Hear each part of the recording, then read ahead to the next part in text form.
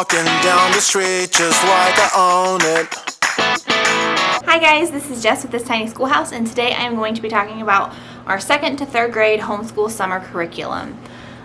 We school year round, so we have a lot of freedom throughout the year to take breaks as they're needed, and for lots of other reasons. I can do an entire video about why we school year round if you would like, but today I'm going to focus on the curriculum that we are using for this year. So one thing that I am wanting to bring back this summer is the idea of morning time.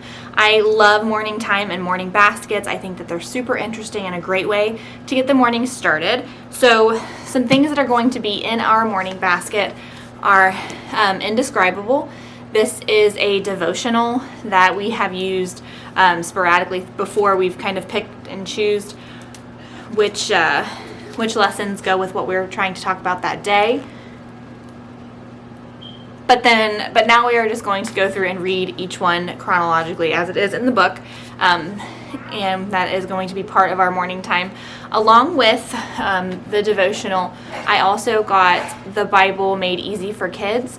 This is just a really cool book to help kids understand the stories of the Bible. It gives you like a couple verses that you can talk about that day, and then kind of explains it a little better in more of a story form, and some of them even have activities that you can do. Another thing that I got for morning time is our Read Aloud. I got The Penderwicks by Jeanne Birdsall. A lot of people said that this is a really good summer read for girls, about girls going on an adventure, so I thought that this would be right up our alley, perfect for a fun summer read. For read alouds, that is one thing that I only read. I don't have Emma read any of it. We read it together, so that will be fun. There are books that we do read together, but that is not one of them. Another thing that I got and prepared to put into our morning time routine is composer study. I got this from Simply Charlotte Mason. This is a composer study on Beethoven, and I found it with my spiral binding machine. Essentially, it is a story about Beethoven that you read part of each day, and then you listen to some music from Beethoven.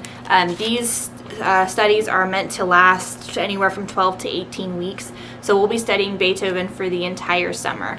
But hopefully by the end of that point, she will be very comfortable and familiar with him, and can use that information to help her in her other studies. For science, you will be seeing a familiar face. I bought this last year and started it, but then we never finished it.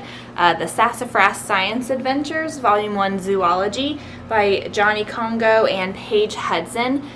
This is sort of a living book, but I don't believe it's the level of quality that most Charlotte Mason followers would consider not, what is it, Rubble? I don't remember what it's called, but it's still a lot of fun to read. This is something else that I read aloud, and what we've been doing so far is we've been reading about an animal, and the kids in the book are supposed to be finding animals. Let's show a picture. And then they learn a little bit about them, and then they go about their adventure. So what we've been doing is some kind of drawing or art project of the animal, and then putting down some information. When we're done with the book, we will bind all of them together, and she will have her own little Skedat information book about everything we learned and that the Sassafras twins learned in this. So this is just something fun that we do for a read aloud, a little bit of information about animals. This isn't our core science or anything like that. What we are doing for our big bulk of science right now is our unit on the solar system. We have our space studies curriculum. It's a unit study from The Good and the Beautiful. I have it all bound in here. And it comes with a lot of different projects that you can do and book suggestions and that sort of thing. So we'll be spending the bigger part of the beginning of summer going over this. We also just did our Space Science Adventurer badge for Girl Scouts and the Brownies, so we've been learning a little bit that way as well. It's been a lot of fun. If anybody out there is a Girl Scout leader and wants to see what we did for that badge, I'm actually the leader of her troop, so I can show you guys, share the file and all that. Social studies is another one where we have several curriculums. We actually have several curriculum for every subject because we are very child-led, so I kind of read the room, if you will, and pick which curriculum and what story might be most interesting to Emma at that point. It's another familiar face for our first one. It's Story of the World by Susan Bauer, I believe. Yeah, Susan Wise Bauer. This series of curriculum is amazing. It's pretty much exactly my teaching style and her learning style. We read some out of the book, and then the teacher's guide gives you projects and other book suggestions and art things that you can do. It has things that you can color, like this. And then also map work. Let me find the map. Oh, there we go. Map work. Can't tell if you guys can see that or not. And then on top of all of that, it has activities and other reading suggestions. So this is one of my all-time favorite curriculums. The problem that I have with Story of the World is that it follows a chronological series of events. So we would not get into American history until I think Volume 3 and Volume 4, which doesn't really work for me. If I had actually done the curriculum as a whole from first grade on, then we would be getting to American history right now, but we didn't do that. We just used it as a spine. Our interests led us elsewhere for a while, so we haven't picked that book up in a while, but then we started getting back into it the last couple of months. The curriculum that we are using for American history, because I feel like it's really important for her to start learning, is America's Story from Master Books. I showed this in my haul, and I'm going to be doing an in-depth do a lesson with me once I get the swing of things. But it essentially has a textbook for the student or students, and it's full color. It looks like a really amazing book. And then it also has a teacher's guide, which breaks down what you're supposed to do, activities for the kids to do, and worksheets. So we'll be doing both of those. And in order to keep all of that organized, I have a special social studies binder that I'm planning on putting things in and organizing. If you guys want me to see, we already have a map in there from Story of the World. So if you guys want me to do a separate video on the social studies binder, let me know and I will. On top of the social studies binder and the 2 social studies curriculums, I am also organizing a book of centuries. This is another Charlotte Mason kind of style. I think this is actually something that Charlotte Mason coined, but what it is you have a binder, and each page has a century written on the top of it. It goes all the way from 4000 BC to current day. And what you do with a book of centuries is when you read about something that happened, you go to the correct century, you have a person you want to talk about or you learned about, or you have an event that happened, and you write it on that century.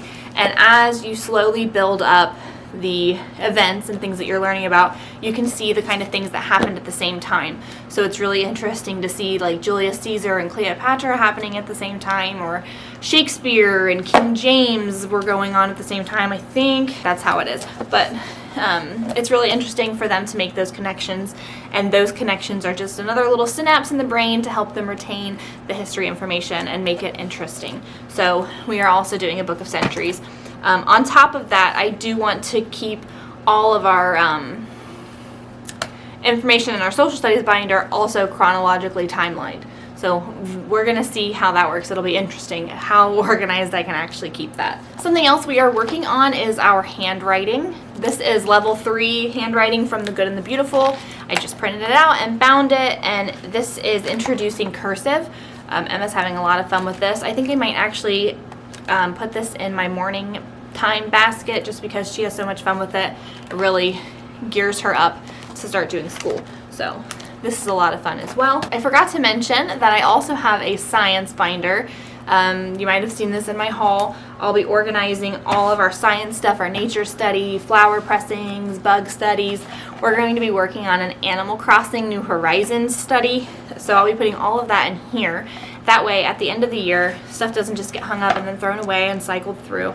We can kind of see everything that she has done throughout the year. And I think that'll be a lot of fun. Now, I mentioned that not only do I have several curriculums for each subject, but I'm also using curriculum from past times. Math is no exception. I am using Singapore 2A still for math. We slowed down in math so hard when fall and summer hit, or fall and winter hit, because we just had a lot of personal stuff going on. I ended up going back to work for a little while, so we put Singapore on hold, and I ended up getting the second Abeka arithmetic book, because when I was working it was so much easier for me to pull out a couple worksheets to leave with my mom who was watching the kids than it was to give her all 3 of these books and have her balance between the 3 of those. So she did a lot of Abeka worksheets during that time and not a lot of the Singapore. After I quit work again, we ended up going back to Singapore, so we're working our way through that now. I think there's really, especially in a subject like math, it's really interesting and important to see a lot of different perspectives and different styles. Abeka is mostly worksheets. I would consider it so much easier than Singapore, and it is, like I said, mostly worksheets, but it also brings in concepts like geometry and that sort of thing. Its repetitiveness is almost like practice and review. And then Singapore goes through subject matter so quickly. So I think a combination of both of them is really, really great for her. So if we've went hard on history, science, and language arts for a day, then she can do a couple worksheets out of Abeka and get some review in. But if we're focusing on math that day, we kind of do Singapore. But then I also got the Math Lessons for a Living Education book from Master Books. This is level 3. This book looks like so much fun. One thing, this is the math that's recommended for Charlotte Mason. I don't know if you guys know this or not. I love Charlotte Mason's learning style, learning preference. I can't think of the word for it. But I love the idea of practical uses and living education and child-led. So this book kind of follows that. It gives a lot of word problems, but it still focuses a lot on math. So I think that a combination of all 3 of these is going to be the most beneficial to laying down a really solid math foundation. But I don't know, we'll see. I really like this book. These master books are made so well. They're probably my favorite feeling curriculum. It is a sturdy book. It's already hole punched for us. So I really like these. For language arts, we are still doing The Good and the Beautiful level 1. We have been doing it for so long because we don't really like language arts curriculums. She is doing really well on reading. We could not have got her reading without level K. It really laid down a lot of foundation, but she is kind of taking off and reading on her own. So what we do is we're going through the Magic Treehouse books right now. She'll read a page, I'll read a page, she'll read a page, I'll read a page, and this is really helping her be more comfortable and confident in reading. So this is working for us. If we can only do a little bit of language arts for the day, we just do reading. But if we end up having extra time, we'll do a lesson or half a lesson out of The Good and the Beautiful. But they're getting really easy because she's moving on past where she's at with this. That is everything that we're doing for our summer curriculum. We'll also be doing, like I said, we're going to make a nature study. We're going to do an Animal Crossing science thing. We've got a lot of things going on this summer. Normally we kind of take it easier, but since we had such a rough winter where we weren't really able to get the amount of school done that I wanted to, we're going to be going hard throughout summer, just like it's a typical day. We're also doing a vegetable garden, which will be a lot of botany and other fun things like that. We have a lot of fun things planned. So I will keep you guys updated. Like I said, let me know if there's anything you guys want to see more in depth with, a review of maybe, or plan a lesson with me, do a lesson with me video. Let me know in the comments and I will happily do so.